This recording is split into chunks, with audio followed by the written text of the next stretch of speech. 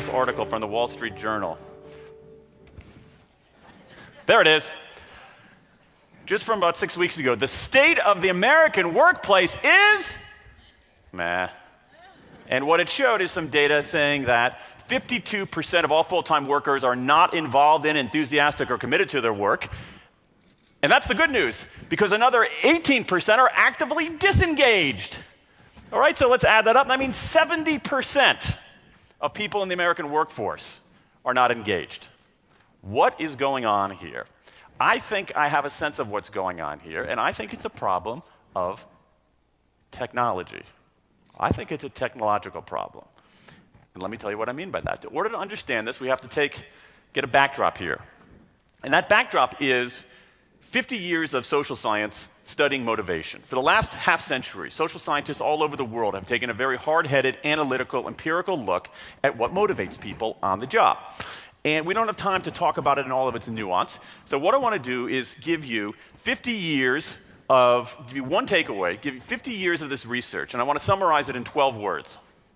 That's pretty efficient, all right? 50 years of social science in 12 words. So here we go. This is going to be the backdrop to understand the technological problem we have that underlies the state of the workplace being meh. Is that how you say it? Meh? Meh? Meh?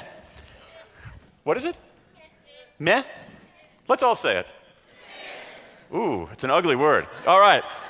So let's talk about what we know about scientists know about motivation. There's a certain kind of motivator that we use in organizations. We use a lot of motivators, but this is our mainstay motivator. I call it an if-then motivator. If you do this, then you get that. If you do this, then you get that. An if-then motivator, a controlling contingent motivator. If you do this, then you get that. Here's what 50 years of social science tells us. I'm going to summarize it in 12 words. If-then motivators are great for simple and short-term tasks. They work really well. They're really effective. They're great for simple and short-term tasks, but they're not so great for complex and long-term tasks. Do that again. Great for simple and short-term, not so great for complex and long-term.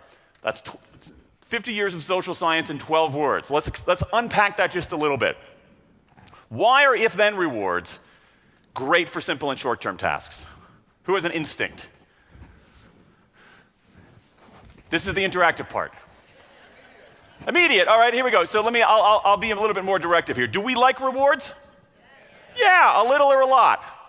A lot. We freaking love rewards, right? They get our attention. They get our attention in the way that Joseph and Emily were talking about, in the way that our brain works. We love rewards. They get our attention. They get us to focus. They get us to concentrate. They get us to zero right ahead. If you were to offer me or you or anybody $500 to do something relatively simple and straightforward, you got them. They're going to focus on the task like this. Zeroed in, focus straight ahead, know exactly what to do. That's a very, very good frame of mind. That locked-in focus frame of mind is a very good frame of mind if you know precisely what to do. It's a very good frame of mind for tasks that are algorithmic. Algorithmic, meaning you're following an algorithm. You're following a recipe. You're following a set of rules to a logical conclusion. 50 years of social science tells us that if-then rewards are great for simple and short-term work. They get us to focus, barrel straight ahead, get the job done. It could be following that algorithm with your body. Turn the same screw the same way on an assembly line. It could be following that algorithm with your brain. Add up these columns of figures, process this paper. But for simple and short-term work, if-then rewards are really, really effective. But they are not so great for complex and long-term tasks. Why? Let's go back to the question. Do we like rewards? A little or a lot? We freaking love rewards. They get our attention. They get us to focus. So you offer somebody that contingent reward. If you do this, then you get that for something complex or creative or conceptual with a long time horizon. And you know what happens? Whoa, I love rewards. You're focusing on the task. That's a very good frame of mind if you know precisely what to do. But what if you're trying to do something no one's ever done before? What if you're trying to solve a non-obvious problem? What if you don't even know the question that you're being asked? What if you have a very long time horizon? It's not that effective. For conceptual and creative work, what you want to do is you want to have a more expansive view.